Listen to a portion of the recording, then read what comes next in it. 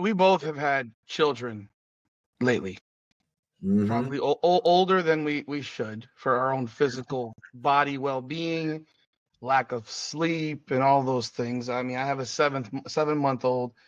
You're married. You've had 3 kids since you were 40, I believe it was, or And we lost mm, one. I know.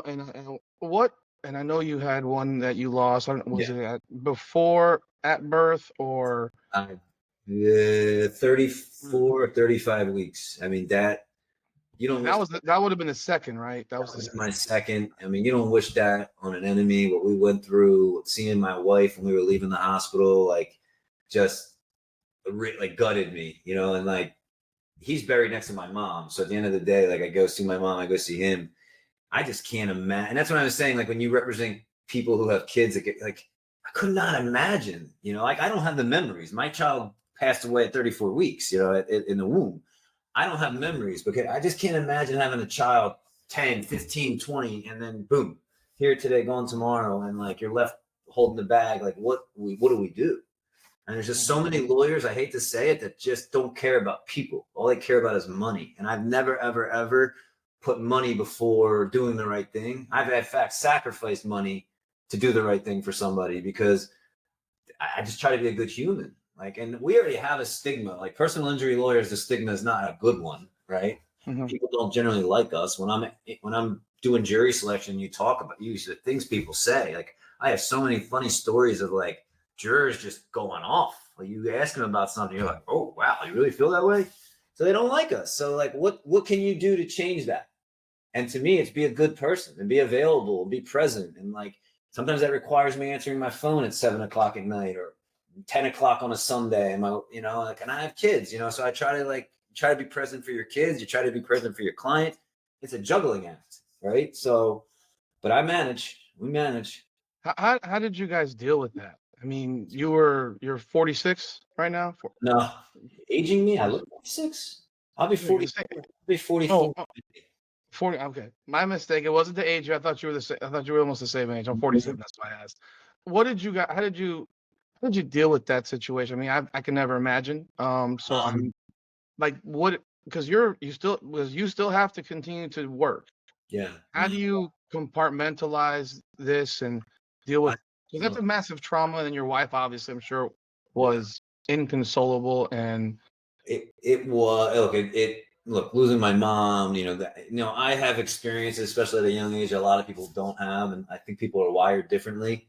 I had to be present for her. I had to be present for my other son. It was just, I don't even know how to describe the feelings. It was just the worst experience of my life. Just one day you baby's kicking and the next minute he's not, right? And Mhm. you just get, the punches keep going. You get to the hospital and they break this terrible news to you. And then I'm sitting there for 2 days in a hospital listening to babies being born all around me. And I knew that we weren't going to have that. So it's like, Mhm. look, again, you got two options, right? You can sit there and feel sorry for yourself for however long you want to, or you pick yourself up, right? And I said to myself, what would he want? Would he want me to feel sorry for myself for the duration?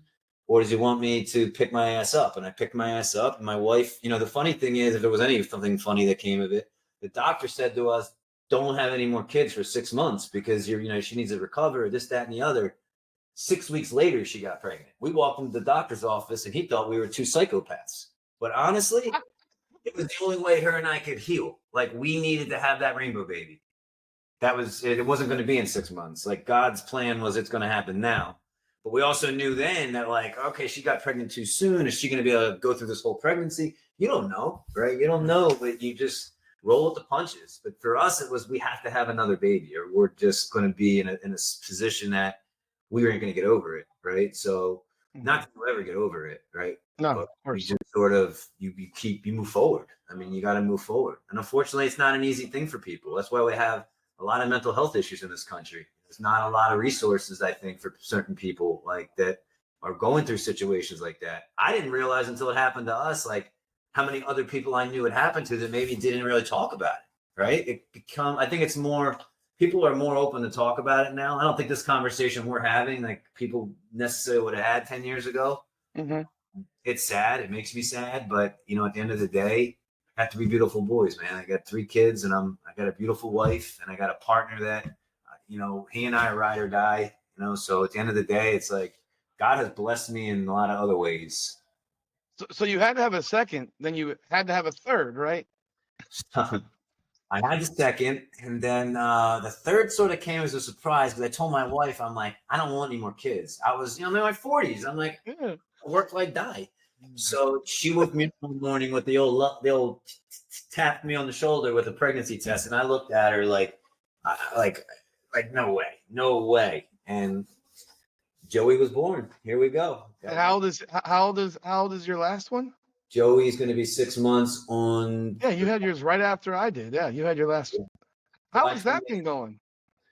Honestly, man, I love it. I love being a dad. I wish that I wasn't so busy with work, so I could be a little more present. But I love it, man. I just think some people are built for that. Like that was I always wanted to be a dad, and I didn't know, candidly, if I was ever going to be a dad because I had some health issues. I had a lot of stuff going on.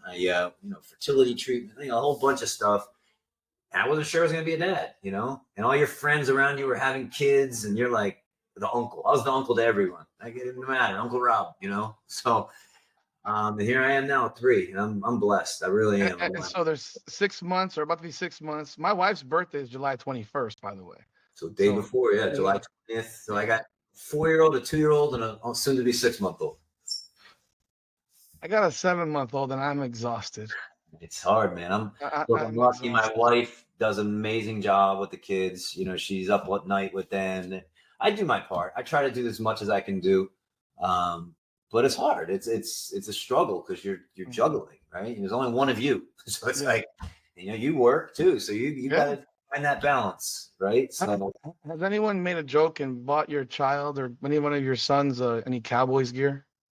People I had not just that. I had a client come here and delivered me this was like 3 years ago when the Dolphins beat the Eagles. He came here and brought me a cake, a Dolphins cake. My friends think they're funny. They'll do stupid stuff like that. Yeah, you get that. I've told people that if you ever buy my son a Red Sox shirt or something, I'm gonna smack you. We're not friends. I won't mess with you. I won't mess like those are jokes that I cannot take. Those are sensitive topics for me. You better not ever buy my son a Red Sox t-shirt. I don't want to see that crap. I'm really anything else. I don't really care. Even with the Hurricanes, I'm a huge Hurricanes fan, but my kids end up being, they're Canes fans right now. But if they end up a Gator or a Seminole because they go to school there and they decide they want to cheer for them, because I went to Florida State for a year and a half. I'm still a Canes fan. And I look forward to your posts. I don't even need to watch the Canes game. I'm getting play-by-play with you. Like it is like I will write things to bust your chops, and you take it in stride. You'll throw it back at me. That's like you can have fun banter with people. It doesn't need to be like So again, I don't cheer against you guys. I live here, right?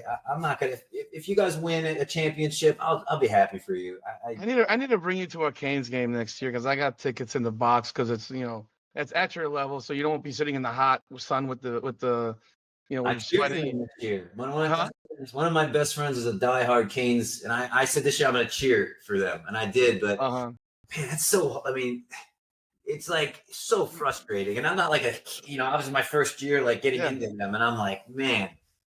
No, Miami's difficult. I mean, I'm a Miami fan, and it's very difficult for me as a Miami fan because I think a lot of Miami fans in general, Miami Heat, Miami Dolphins, Miami Hurricanes, whatever. They're not the most. I think Panthers fans are actually know that they don't really know hockey because people down here don't really know hockey, but they enjoy it and they're having a good time. Whereas, the hockey players are fun-loving guys. It seems like comparatively, whereas you deal with Hurricanes fans, they always think the Canes are going to go 13-0 and 12-0. It's ridiculous.